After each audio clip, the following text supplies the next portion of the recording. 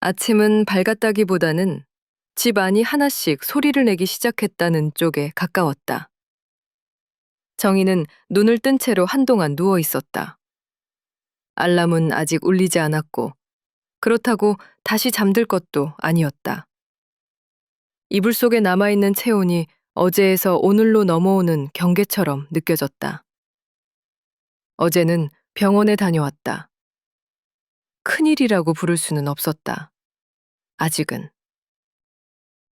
정희는 그런 말을 서둘러 쓰고 싶지 않았다. 말이 먼저 나가버리면 마음이 그 말을 따라가 버릴 것 같아서였다. 그래서 정희는 별일은 아니었다는 쪽에 가까운 문장을 마음속에서 여러 번 굳혀 적었다. 몸을 일으키자 발바닥이 바닥에 닿았다. 어제보다 조금 덜 휘청거리는 느낌이었다. 정희는 그 차이를 굳이 분석하지 않았다. 분석하기 시작하면 몸 상태를 이유로 하루를 설명해야 할 것 같았기 때문이다. 그저 오늘은 걸을 수 있겠구나 정도로만 받아들였다. 부엌으로 나가 주전자를 올렸다. 불이 켜지는 작은 소리가 났다. 그 소리는 언제나 같았고, 그래서 정희는 그 소리를 들을 때마다 마음이 조금 놓였다. 집은 아직 정희가 알고 있는 방식으로 움직이고 있었다. 컵을 꺼내 헹구고 싱크대 옆에 내려놓았다. 그때 현관 쪽에서 발소리가 들렸다. 남편이었다. 출근 준비를 하던 남편은 부엌으로 들어오며 정희를 한번 보고 말없이 컵을 찾았다. 눈길이 잠시 머물렀다가 지나갔다. 괜찮은지 확인하는 눈이었다. 정희는 괜찮다는 말을 하려다 그만두었다. 그 말이 너무 쉽게 나오는 게 싫어졌다. 괜찮다고 말해버리면 오늘 하루의 느낌이 전부 정리되어 버릴 것 같아서였다. 대신 고개를 아주 작게 끄덕였다. 그 정도면 충분하다고 스스로를 설득했다. 어제 병원에서 귀가 동행 이야기가 나왔을 때 정희는 남편에게 전화를 했다. 바로는 어렵다는 대답이 돌아왔고 회사 일 때문에 시간을 조율해야 한다는 말이 이어졌다. 그래서 다른 장소에서 조금 늦게 만나자는 이야기가 오갔다. 그 대화는 매끄러웠다.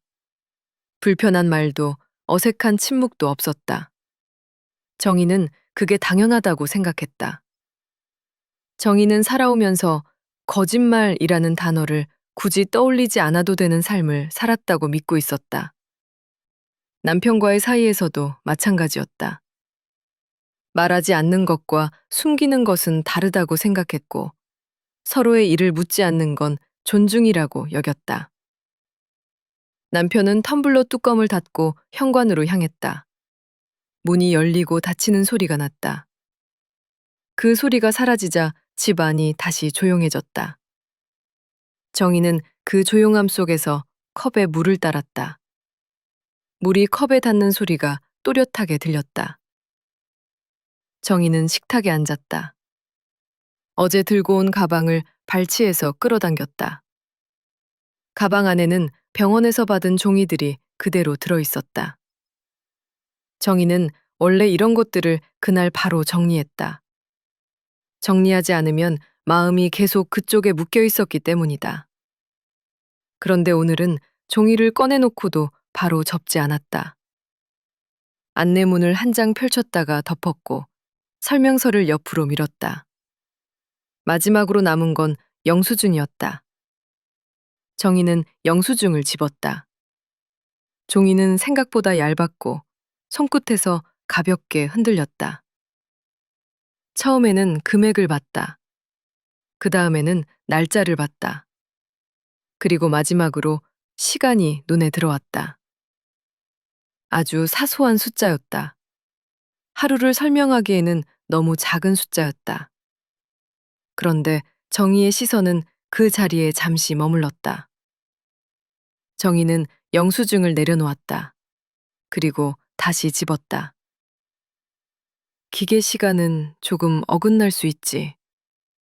그렇게 생각하는 건 어려운 일이 아니었다. 정희는 늘 그렇게 넘어오며 살아왔다. 조금 어긋난 것쯤은 생활의 일부라고 생각하며.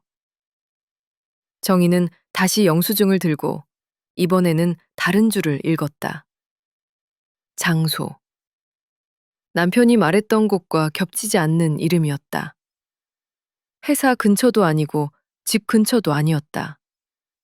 어제 만나기로 했던 방향과도 닿아 있지 않았다. 정희는 영수증을 식탁 위에 내려놓았다. 종이가 나무 표면에 닿는 소리가 유난히 크게 들렸다. 집 안이 너무 조용해서 정희가 내는 소리만 또렷해졌다. 정희는 숨을 한 번 고르고 손을 무릎 위에 올렸다. 심장이 조금 빨라진 걸 느꼈다. 손끝도 아주 미세하게 떨렸다. 정희는 그 떨림을 애써 무시하지 않았다. 그렇다고 의미를 붙이지도 않았다. 아직은. 영수증은 접히지 않은 채 식탁 위에 남아 있었다. 덮어두면 괜찮아질 것 같았고, 덮어두지 않으면 계속 눈에 밟힐 것 같았다. 정희는 결국 영수증을 한 번 접었다가 다시 펼쳤다. 접힌 자국이 남는 게 싫었다. 사정이 있지 않을까? 정희는 그렇게 생각하려 했다. 급하게 고향에서 올라온 후배가 있을 수도 있고, 회사 밖에서 처리해야 할 일이 생겼을 수도 있다. 그런 일은 하나다. 정희 자신도 그랬다. 설명하지 않아도 되는 사정이 늘 있었고, 그 사정은 굳이 말로 꺼내지 않았다. 정희는 부엌으로 가 컵에 다시 물을 따랐다. 이번에는 뜨거운 물이 아니었다. 미지근한 물을 골랐다. 몸이 놀라지 않게, 마음도 놀라지 않게. 컵을 들고 창가에 섰다. 바깥은 평소와 같았다.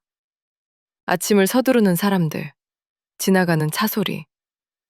그 평소가 정희를 안심시키기도 더 외롭게 만들기도 했다. 식탁으로 돌아오자 영수증은 그대로 있었다. 정희는 집안일을 시작했다. 빨래를 세탁기에 넣고 먼지가 쌓인 곳을 한번 훑었다. 몸을 움직이면 생각이 줄어들 것 같았다. 하지만 생각은 줄지 않았다. 움직이는 동안에도 영수증의 장소 이름이 자꾸 떠올랐다. 정희는 다시 앉았다. 이번에는 시간을 확인했다. 통화 종료 시간, 이동 시간, 남편이 말했던 장소까지의 거리. 머릿속으로 계산을 해보다가 멈췄다.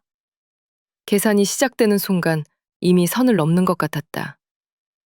정희는 그런 사람이 되고 싶지 않았다. 내가 너무 예민한 거야. 정희는 그렇게 중얼거렸다. 중얼거렸다는 말이 더 맞았다. 입 밖으로 내지 않으면 사라질 줄 알았다. 하지만 사라지지 않았다. 정희는 어제를 떠올렸다. 남편의 목소리는 평소와 다르지 않았고 미안하다는 말도 자연스러웠다. 그 자연스러움이 오히려 오늘은 잘 맞지 않았다. 정희는 영수증을 다시 접었다. 이번에는 조금 단단히. 접고 나니 마음이 잠시 멈추는 것 같았다. 정희는 그걸 들고 서랍 앞으로 갔다가 멈췄다. 서랍에 넣으면 끝내는 기분이 들 것 같았다. 정희는 끝내고 싶지 않았다. 대신 책상 위에 눈에 바로 띄지 않는 자리에 올려두었다. 그날 오전은 그렇게 흘러갔다. 특별한 일은 없었지만 마음은 쉬지 않았다. 정희는 계속해서 자신에게 사정을 만들어 주었고 동시에 그 사정이 충분하지 않다는 것도 느끼고 있었다. 그 두 가지 감각이 겹쳐지며 정희를 붙잡고 있었다. 오후가 되자 햇빛의 각도가 바뀌었다. 정희는 그 변화를 창가에서 알아챘다. 하루가 조금 기울었다는 신호였다. 정희는 외투를 걸치고 잠깐 밖으로 나갔다. 집안에만 있으면 생각이 제자리에서 맴돌 것 같았다. 편의점에 들러 따뜻한 음료를 하나 골랐다. 계산대 앞에 섰다가 문득 멈칫했다.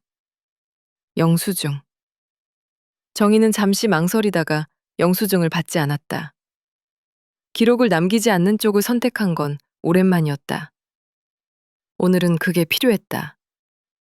집으로 돌아와 현관문을 닫았다. 집안은 다시 조용해졌다. 정희는 신발을 가지런히 정리하고 식탁 쪽을 바라봤다. 아침에 올려두었던 영수증이 그대로 있었다. 그 종이가 하루 종일 거기 있었다는 사실이 마음에 걸렸다. 정희는 영수증을 집어들었다. 이번에는 접어서 주머니에 넣었다. 서랍도 가방도 아니었다. 몸에 가장 가까운 곳. 잊지 않겠다는 뜻도 당장 무엇을 하겠다는 뜻도 아니었다. 그냥 거기에 두는 게 맞아 보였다. 저녁이 되어 남편이 돌아왔다. 평소와 같은 인사, 같은 움직임. 정희는 그 평소를 유심히 바라봤다. 갈라진 건 없어 보였다. 그래서 더 말하지 않았다. 말하면 이 평소가 깨질 것 같았다. 정희는 속으로 한 번 더 말했다. 사정이 있겠지. 그 말은 여전히 정희를 붙잡아줬다.